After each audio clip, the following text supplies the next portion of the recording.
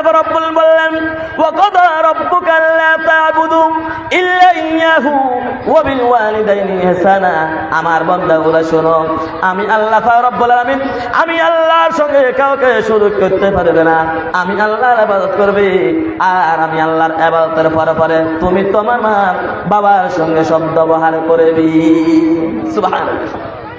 আল্লাহ পাকের আদেশ হুকুম অবশ্যই বান্দা পালন করতেই হবে। যদি কোনো ব্যক্তি পালন না করে, ওই ব্যক্তি বিনা হিসাবে কোনো ধরনের হিসাব নেওয়া লাগবে না, বিনা হিসাবে জাহান্নামে চলে যাবে। আল্লাহর হুকুম কি? আপনি আপনার মা বাবার খেদমত করতেই হবে। আল্লাহর ইবাদতের পরে রাসূল হয়েছেন আমাদের ইমানের পরে, রাসূলের প্রতি ঈমান আনার পরে সর্বপ্রথম আল্লাহর ইবাদতের পরে মা বাবার খেদমত অবশ্যই করতে হবে। আল্লাহ রাব্বুল আলামিন বললেন আহাদুহুমা আও কিলাহুমা ফালা তাকুল লাহুমা উফ ওয়ালা তানহারহুমা ওয়া কুল লাহুমা কাওলান কারীমা। মা বাবার সঙ্গে শব্দ ব্যবহার করবে, মা বাবার খেদমত করবা, মা বাবার সঙ্গে দয়া করবা। মা বাবা দয়া করতে গিয়ে যদি নাকি মা বাবা কোনো ধরনের ভুল হয়ে থাকে, তাহলে মা বাবার সঙ্গে এমন আচরণ করবে না, মাথা জাটকি মারিয়া চোখ রাঙ্গাইয়া মা বাবার সঙ্গে কথা বলবা না, এমন শব্দ করবা না যে শব্দের কারণে মা বাবা তাদের মুখে দিয়ে উফ শব্দটা ব্যবহার করে। যদি উফ শব্দটা ব্যবহার করবে, শেষ সর্বনাশ হয়ে যাবে। ইহকাল পরকাল দুকাল সর্বনাশ হয়ে যাবে। একজন যদি নাকি আপনার সামনে অতীত হয়ে থাকে অথবা যদি উভয়জন থাকে, তাহলে দোনোজনের সঙ্গে আপনি সদ্ব্যবহার করতে হবে, দোনোজনের খেদমত করতে হবে, খাওয়া দাওয়ার ব্যবস্থা করতে হবে, ওষুধ বিষয় সমস্ত কিছুর ব্যবস্থা করতে হবে। সন্তানদের জন্য মহান রব্বুল আলামিন ফরজ করে দিলেন। কি জন্য? আল্লাহ রাব্বুল আলামিন কোরআনে কারীমুল্লাহর ভিতরে বললেন ওয়া ওয়াসাইনা ইনসানা বিওয়ালিদাইহি ইহসানা হামালাতুহু উম্মুহু কুরহা ওয়া ওয়াদাআতুহু কুরহা। আল্লাহ রাব্বুল আলামিন বললেন আমি কে জন্য তোমাদের জন্য ফরজ করে দিয়েছি তোমরা কি জানো? তোমার মা তোমাকে কত কষ্ট করিয়া গর্ভধারণ করিয়াছে, 10 মাস 10 দিন পর্যন্ত তোমাকে পেটের মধ্যে রাখলো। পেটের মধ্যে রাখতে গিয়ে যখন নাকি আমি আপনার মায়ের পেটের মধ্যে যখন এসেছি, এমন সময় যখন নাকি মার পেটের মধ্যে যখন নাকি আমাদের আল্লাহ রাব্বুল আলামিন একটি রূহ দিয়ে দিয়েছেন, ওই রূহ দ্বারা যখন নাকি আমি আপনার যখন নাকি মায়ের পেটের মধ্যে ছিলাম, মায়ের পেটের মধ্যে গোটা মেরেছি, হাঁটু দিয়ে গোটা মেরেছি, পা দিয়ে লাথি মেরেছি, মাথা দিয়ে ডুস মেরেছি, মার পেটের বেদনা উঠে গিয়েছে। কত কষ্ট! এই কষ্টটুকু শুধুমাত্র দেখার জন্য আপনি যারা নাকি বিবাহ করেছেন আপনার স্ত্রীর দিকে তাকান।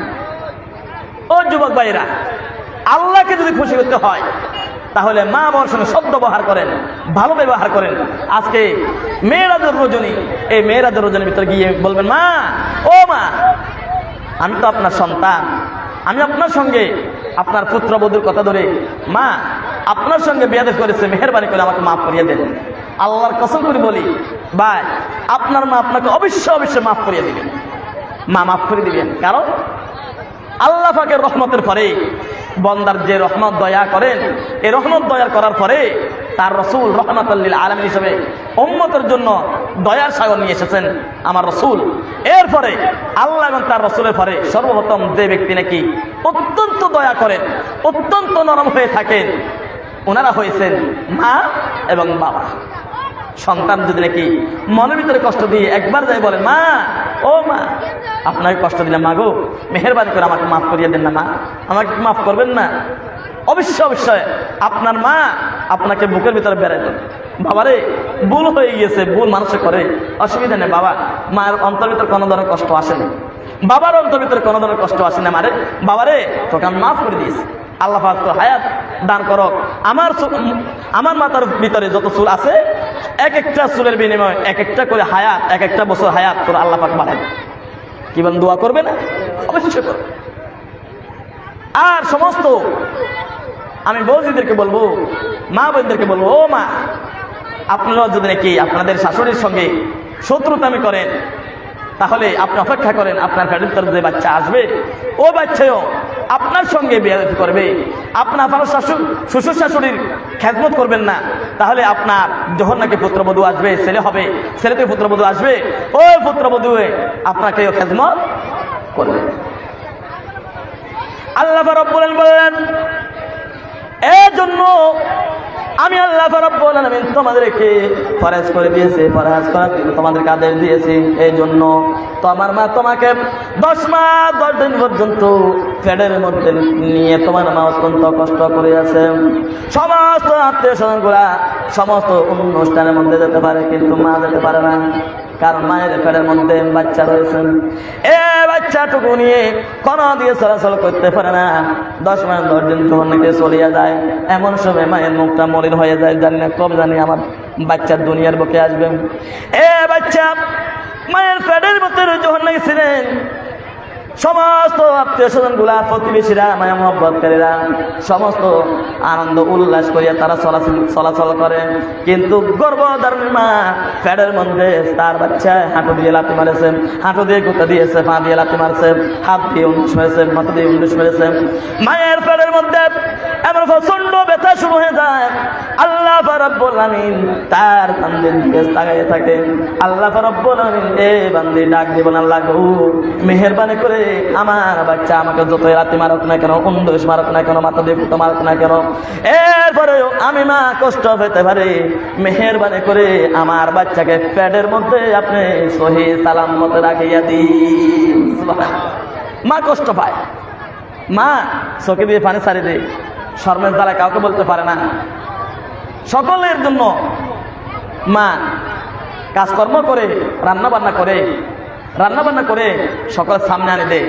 মা যখন খেতে যায়, এমন সময় পেটে ব্যথা শুরু হয়ে যায়, মা খাইতে পারে না, না খেয়ে মা পেটটা ধরে তার কামরায় চলে যায়, তার রুমের মধ্যে চলে যায়।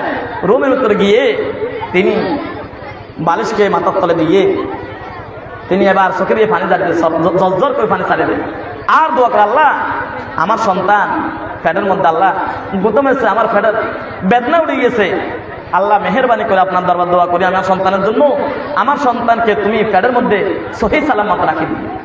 এত কষ্ট করেছে, মাকে কষ্ট দিবার পরেও মা দোয়া করে।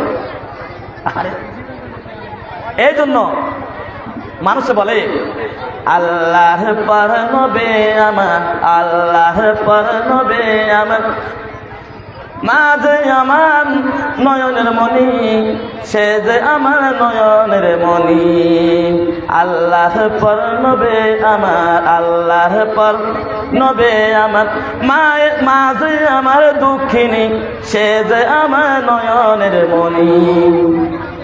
ভাইরা এত কষ্ট করে মা। আল্লাহ পাক বললেন, ও আমার বান্দারা, আমার ইবাদতের পরে সর্বপ্রথম তুমি তোমার মায়ের খেদমত করো, তোমার বাবার সঙ্গে সদ্ব্যবহার। যদি কি মা বাবার সঙ্গে সদ্ব্যবহার করেন, কি হবে জানেন?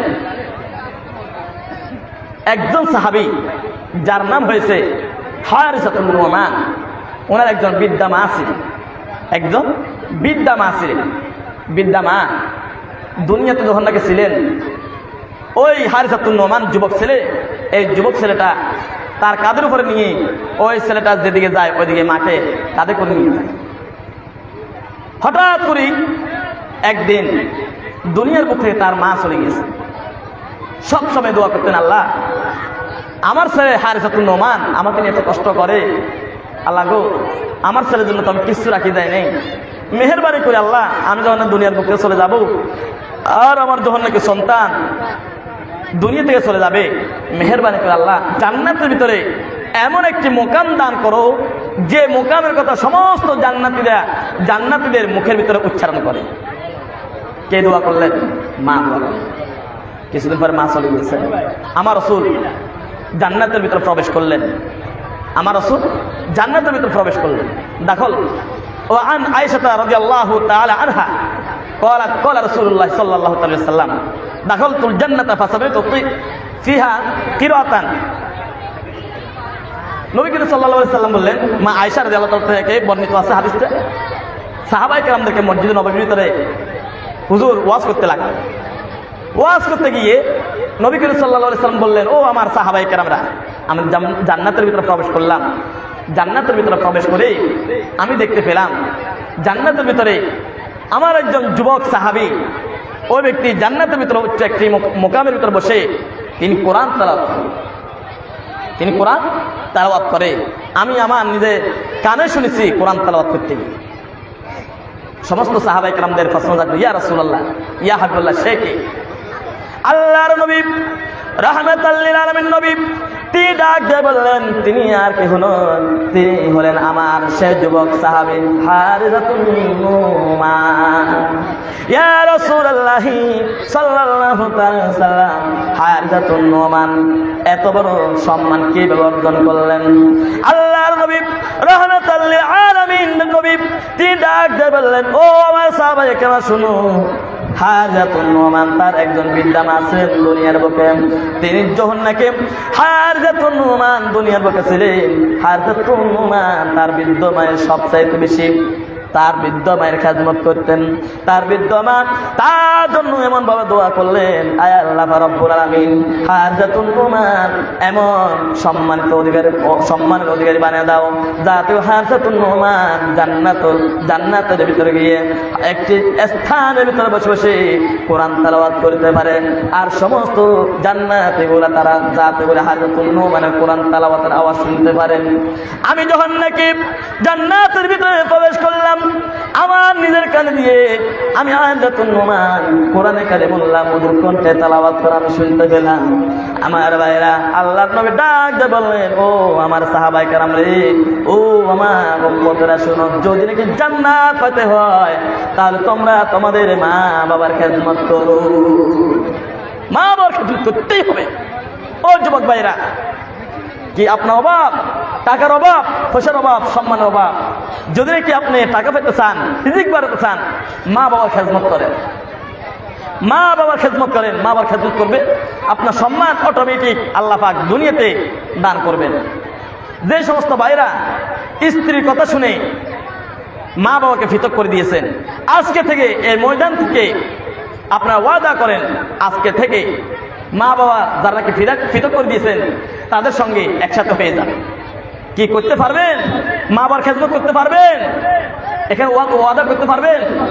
সাই কারা কারা এই মজলিসের ভিতরে বসে আজকে ওয়াদা করব আমরা আল্লাহকে, আয় আল্লাহ যতদিন পর্যন্ত মা বাবা থাকবে মা বাবার খেদমত করব। আল্লাহ আমরা হাত তুলে ওয়াদা করতেছি, মেহেরবানি করে আমাদের হাতকে কবুল করিয়ে নেন। আয় আল্লাহ রাব্বুল আলামিন এই মজলিসের ভিতরে বসে আপনার উম্মতগুলা, আপনার রাসূলের উম্মতগুলা, আয় আল্লাহ রাব্বুল আলামিন মেরাজের রজনীর মধ্যে ওয়াদা করেছে মা বাবাকে যতদিন পর্যন্ত পাবে ততদিন পর্যন্ত মা বাবার খেদমত করবে, ওয়াদা করেছে। মেহেরবানি করে আমাদের সকলের ওয়াদাকে কবুল করিয়া দেন, সবাই আমিন।